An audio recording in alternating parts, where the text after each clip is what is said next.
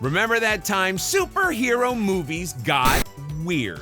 Today we are talking about some of the most recent releases from the Marvel Cinematic Universe. Spoiler alert! We're about to talk about some things. If you haven't seen these, be warned. We are going to talk about Doctor Strange in the Multiverse of Madness, SpiderMan No Way Home, Eternals, and Shang-Chi and the Legend of the Ten Rings. This is your chance to go watch something boring, but this is gonna be exciting. Do with that information what you will.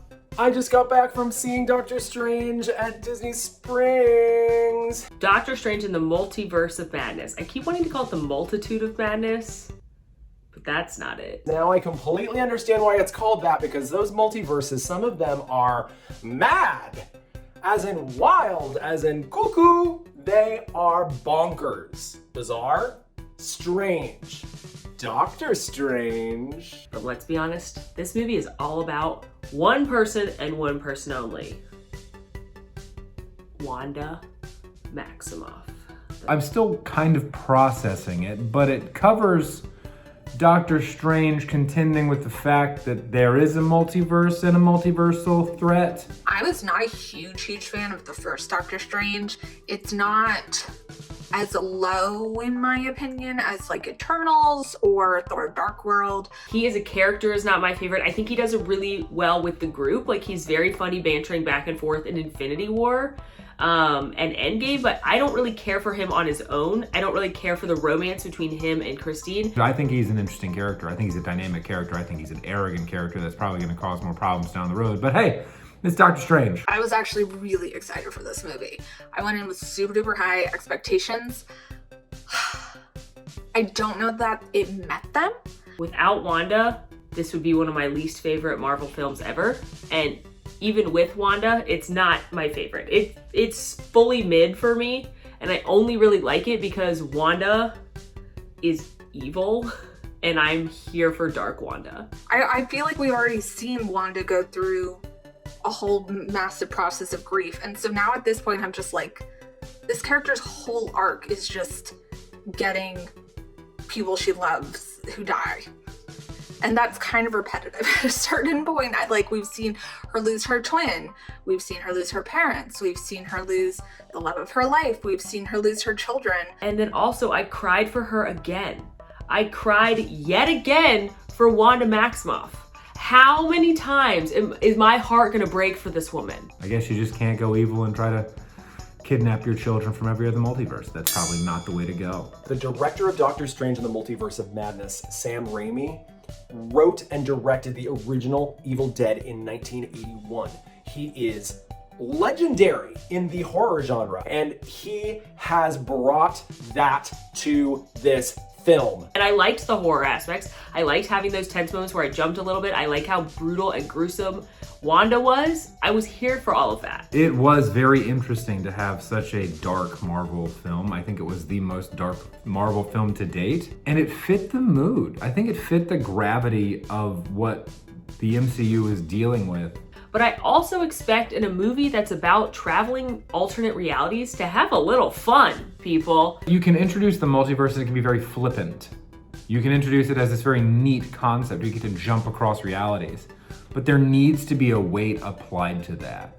You're telling me they have the ability to make anything they want happen in all these alternate realities, and the most fun thing they did was make pizza balls? They were deep Marvel, just lore deep cuts. That was great to see. I mean, John Krasinski as Reed Richards, Mr. Fantastic. That got a huge scream in the screening that I saw. People were shocked, amazed, and they were pleased, okay? The one that made me the most excited was Captain Carter, which is probably like the last answer from most people, because everybody was excited for Professor X and for Jim Halpert. But I was excited to see Captain Carter, and then she literally got ripped in half by her own shield. What you've seen in What If, right, was kind of neat. Even the zombie references. It wasn't necessarily a zombie Cap, but a zombie Doctor Strange. I think that was really kind of funny. So it was nice. It was all sort of deep cut stuff. I would rank it out of the recent ones that we're talking about. I would say Spider-Man No Way Home, Shang-Chi, and honestly, that's really a tight call. I loved both of those movies. You know, as much as I love Doctor Strange in the Multiverse of Madness, I have to still give it to Spider-Man No Way Home. What made this movie better. And what I think will make it stick is Elizabeth Olsen's performance as Wanda Maximoff and the Scarlet Witch. That, I think, is what gives this film gravity. I liked that it brought horror into it. I liked Dark Wanda. I missed some fun. I think you could be scary and fun at the same time. And I wanted it to connect more to other things instead of just leaving me with more questions. Spider-Way, that's not the words. Spider-Man No Way Home is the third of the Spider-Man movies in the trilogy that we have had for starring Tom Holland as Spider-Man. Now that doesn't mean that's the third time we've seen Tom Holland Spider-Man. It just means that this is the third movie dedicated to Tom Holland Spider-Man as the main character. And you know who else is in this movie? Zendaya. And you know who everybody loves right now? Zendaya. Because she's on that TV show Euphoria. And I haven't seen it, but I hear they wear glitter tears. And that's all I need to know. It's a great show. Peter Parker had gone to good old Stephen Strange, Doctor Strange, and asked him to do a spell to reverse everyone knowing that he was Spider-Man. But he kind of got annoying during the spell and kept asking Doctor Strange to change it so that like, oh wait, can Ned know? Oh wait, can MJ know? Oh wait, can Aunt May know? So then the spell got all messed up and it accidentally tore a hole in the universe. And now everybody that's ever known who Peter Parker is coming for him. I think. I don't know. The multiverse is very confusing. I love glitter tears. My expectations for this movie were that it was going to have 3 Spider-Mans, which I think everybody wanted that and everybody expected that, and then it did! Did I cheer when they came out of the portal? Absolutely, I cheered. Because we got 3 times the Spider-Man. However, I also wasn't surprised. That is probably one of the worst kept secrets that has ever existed. Everyone was talking about the possibility of bringing in the other Spider-Man from different franchises. And Andrew Garfield acted his tail off in interviews for years saying he wasn't in this movie, but he lied beautifully through his teeth. And the way they did it was perfect, you know? A golden circle of sparklers, and you walk through. That's something even a dum-dum like me can relate to. Oh, my personal favorite Spider-Man is Tom Holland Spider-Man. He's got a great showbiz name, Tom Holland. Doesn't that sound like a Spider-Man? I'm Tom Holland. I'm here to rescue you. I used to say No Questions Asked, he was the best one, but then I watched the Andrew Garfield ones to get ready to see this movie, and I think Andrew Garfield's very good and an underrated Spider-Man. I think Tom Holland is an awesome Spider-Man. I really like him, and he is my favorite. However, Tobey Maguire, obviously the OG Spider-Man in my heart. I grew up with Tobey Maguire as Spider-Man. I'm gonna have to go with Tobey Maguire, nostalgia. I'm sorry, I am who I am, okay? Those first Spider-Man movies with Tobey Maguire were really special to me. I think that most people are gonna say this is the best recent Marvel movie. Yes, Spider-Man No Way Home is absolutely my favorite of the recent MCU films. But it's not for me. I loved it. I loved every minute of it. I think it's a great film, but it is not the one that blew me away the most on this list. I think it's top 2 of the recent Marvel films. How do I pick? This is such an epic lineup of immersive storytelling, the drama, the emotion. I can't answer this now. I operate in a world where I think everybody likes me, and I will keep it that way. Eternals is another pretty recent Marvel movie that introduced the Eternals, which is like 27 new superheroes or something like that. There's 10 of them, right? I don't know. I don't know who any of them are. Does Selma Hayek count in the 10? Folks, I don't know how many of you want to make angry. The Eternals is a great idea that was executed poorly. I need to say straight up, this is one of the worst Marvel movies. It is not good. And I'm talking like I had Thor Dark World levels of boredom during this movie. It was just not good. There is a lot to love about this movie, right? The diversity. You have a Black plus-size gay superhero with a whole family and a cute son, which is incredible. But it was boring. Eternals are like these ancient beings. Have been around for 7,000 years. They look like they can be young. They look like they can be senior citizens. But they're all like really super old. They all have different talents and skills, and they like impact the world and at its worst and best moment. Ever heard of Mesopotamia? They were there, and they were doing the most. And then Harry Styles came out. And I'm like, what is this movie? Why? As if I couldn't dislike it more. I have no problem with Harry Styles. But why? There were too many Eternals. Yes, there were too many of them. Plus, I'm supposed to care about Kit Harington. I can't care about this many people at once. There are a lot. You know, you could keep it at 4, like the Fantastic Four or the Beatles, you know. Captain Planet didn't have that many Planeteers. You know, he had about, what, 6, maybe 4, 5? If this was executed differently and we were made to care about the individual characters, then this would have been a good film. No, this is not the best recent Marvel movie. No. This is the worst, hands down, no question. This is the worst recent Marvel movie. I'm sorry, Eternals.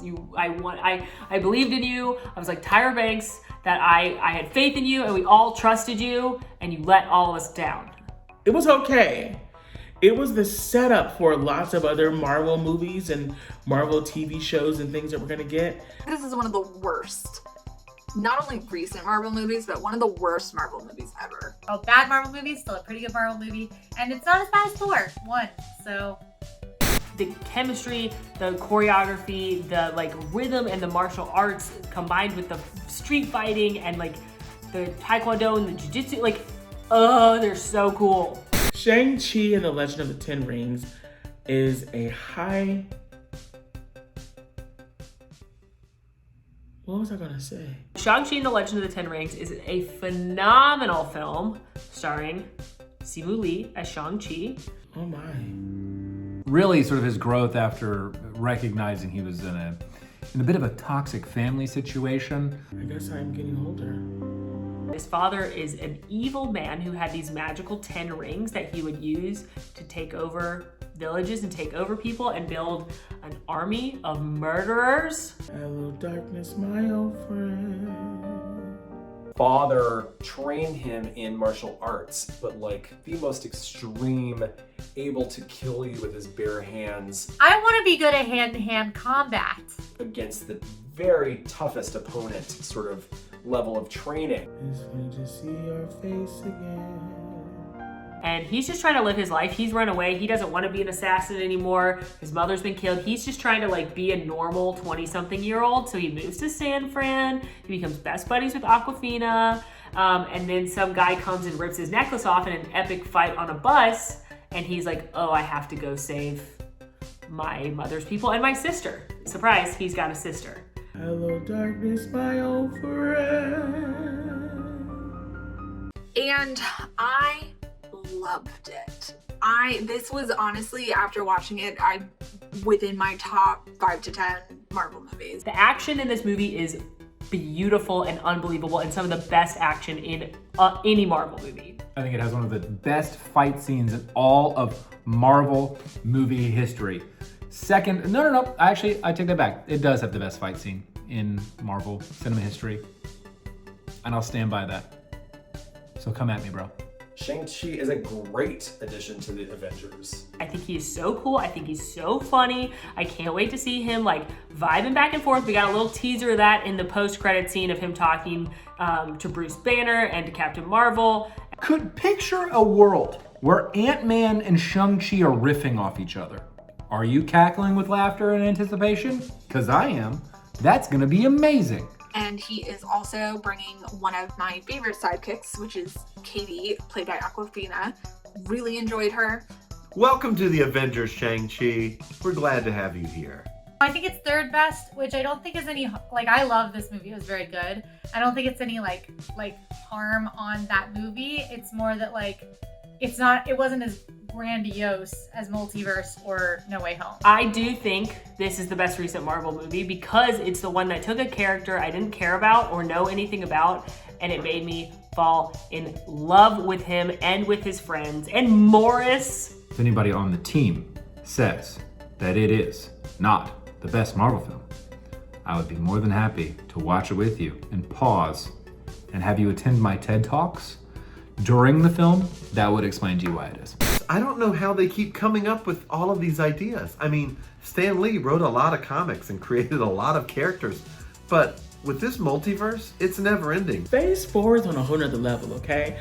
They're literally taking some of the characters that we're familiar with and introducing new characters and giving them completely new story arcs and exploring different things that we weren't used to seeing or didn't anticipate. I mean, I think we're always gonna miss our favorites, you know, like Iron Man and Cap, but we've got Falcon getting his own movie. You know, Winter Soldier's still around. We've got new favorites like Shang-Chi. We've still got SpiderMan. We've got Wanda. We've got Doctor Strange. We've got Loki. We've got Moon Knight. We've got all this new stuff coming. We've got Guardians of the Galaxy Volume 3, another Thor coming out. I'm a little nervous about that because I hate Jane Foster, but I trust Taika Waititi, who I cannot pronounce his name, but I love you. So I'm excited. I'm like all in on the MCU, and I can't wait to see what happens next. And I'm really curious to see if they can actually like keep up sort of like the superiority that the MCU has kept. Because like, here's the thing. Here's what I always think about the MCU. Superhero movies are nerdy.